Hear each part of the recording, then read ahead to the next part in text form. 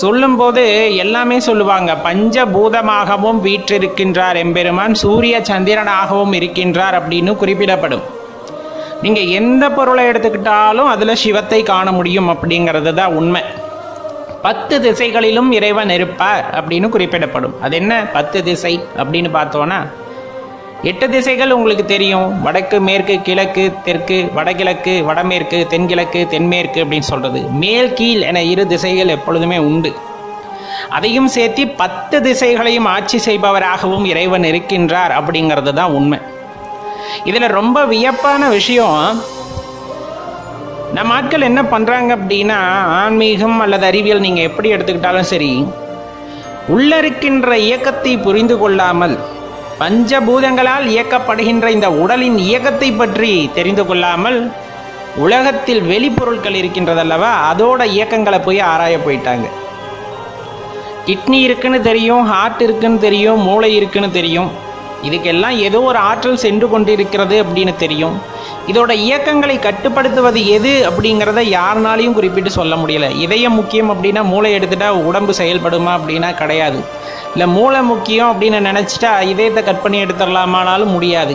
இந்த மாதிரி ஒவ்வொரு உறுப்புகளும் ஒன்றோடொன்று தொடர்பு கொண்டிருக்கிறது அல்லவா. அப்படிப்பட்ட சூழ்நிலையில் இந்த உடல் இயக்கத்தை பற்றிய தெளிவான தெளிவு, அதாவது பஞ்சபூதங்களால் இயக்கப்படுகின்ற இந்த உலகை பற்றின அறிவு இல்லாமல் நம்மால் எதையுமே உணர்ந்து கொள்ள முடியாது. பெரும்பாலும் இறைவனை பற்றி பேசும்போது நாத்திகர்களோ அல்லது சரியான நம்பிக்கை இல்லாதவர்களோ எங்கே இறைவனைய முன்னாடி வர சொல்லு அப்படின்னு சொல்கிறத வேடிக்கையாக நம்மளால் பார்க்க முடியும்.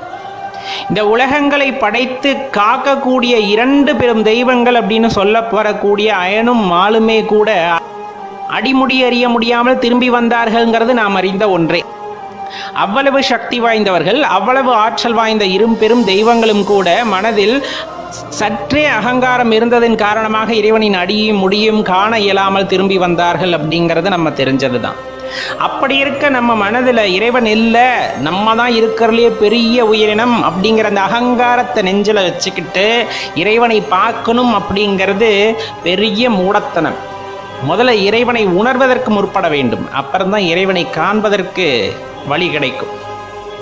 உனக்குள்ளே இருக்கிற இறைவனை எப்படி உணர்ந்துக்க முடியும்? உனது உடல் இயக்கத்தை புரிந்து கொள், கண்டிப்பாக உனது உடலில் உள்ள இறைவனை உணர்ந்து கொள்ள முடியும். இந்த உயிர் போகாமல் யார் பிடிச்சு வச்சிருக்கிறது அப்படிங்கிறது முதல்ல உங்களுக்கு தெரியணுமா இல்லையா? உயிர் அப்படிங்கிற விஷயம் எங்கே இருக்குன்னே நமக்கு தெரியல. அதை யாரோ ஒருத்தர் இந்த உடலுக்குள்ளே கட்டி போட்டார். அறுத்து அடைத்த வாசலின் வழியாக உயிரை உள்ளே செலுத்தி அடைத்து வைத்து விட்டார்கள். சரி, அந்த உயிர் வெளியே போகாமல் யார் காத்துக்கிட்டு இருக்கிறது அப்படிங்கிறது நமக்கு நல்லா தெரியணும். அதுவும் தெரியாது. தக்க காலம் வரும்போது இந்த கூட்டை விட்டு அந்த உயிர் வெளியேறும் போது அதுக்கு பக்கபலமாக இருந்து சென்றடைய வேண்டிய இடம் வரையிலும் அதற்கு வழிகாட்டுவதற்கு ஒரு இறைவன் தேவை. அந்த இறையாற்றல் எது என்று யாருக்கும் தெரிய போவதில்லை, அதை அறிவதற்கு யாரும் முற்படுவதும் இல்லை. இதற்கு எல்லாம் காரணக்கர்த்தா ஒரே ஒருவர் தான், அது அந்த பரமசிவம் மட்டும்தான் அப்படிங்கிறது ஒரு சூட்சமமான உண்மை. இந்த உடலானது அங்கும் இங்கும் ஓடி விளையாண்டு கொண்டிருக்கிறது அப்படிங்கிறதுக்கு ஒரே காரணம் உடலில் இருக்கிற அந்த உயிர் அப்படிங்கிற ஒரு விஷயம்.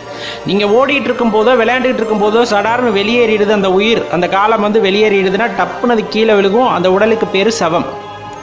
அப்போ அந்த உயிர் அனாமத்தாக இருக்கும்போது அந்த உயிர் சரியான இடத்தை சென்றடையும் வரையில் வழிகாட்டுது அந்த சிவபெருமானால் மட்டும்தான் முடியும்.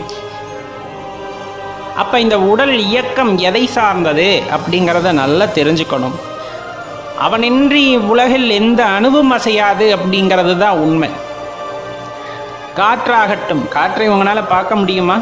காற்று வீசுது, மேலே படுது, ஜில்லுன்னு இருக்கும். சில நேரத்தில் சூடாக இருக்கும், சில நேரத்தில் அப்படியே அந்த பிசு பிசுப்பாக இருக்கும். ஒவ்வொரு இடத்துக்கு தகுந்த மாதிரி காற்று மாறுது. காற்று மாறுதா? கிடையாது. அந்த சூழ்நிலைக்கு தகுந்த மாதிரி நம்ம அதை உருவகித்துக் கொள்கின்றோம். காற்று ஒன்று தான். அது காற்றை கடைசி வரலும் உங்களால் கண்ணில் பார்க்க முடியாது. நாதம் வித்துன்னு சொல்லக்கூடியது, ஒளி இசை, இந்த 2 நாளாக தான் இந்த உலகம் இயங்கிக்கிட்டு இருக்கு அப்படின்னு குறிப்பிடுவாங்க. அதற்கு அடிப்படையான காரணம் இறைவன் தான் அப்படிங்கிறது எல்லாருமே புரிந்து கொள்ள வேண்டிய விஷயம். இன்னும் ஆழமாக பார்க்க போனால் இறைவனை பற்றி நிறைய பேசிக்கிட்டே போகலாம். அதுக்கு முதல்ல நமக்குள்ளே இருக்கின்ற இறைவனை, நம்முள் இருக்கின்ற அந்த ஜோதியை தரிசனம் செய்ய வேண்டும் என்ற ஆவல் ஒருவருக்குள் வர வேண்டியது தான் மிகவும் முக்கியமான விஷயம்.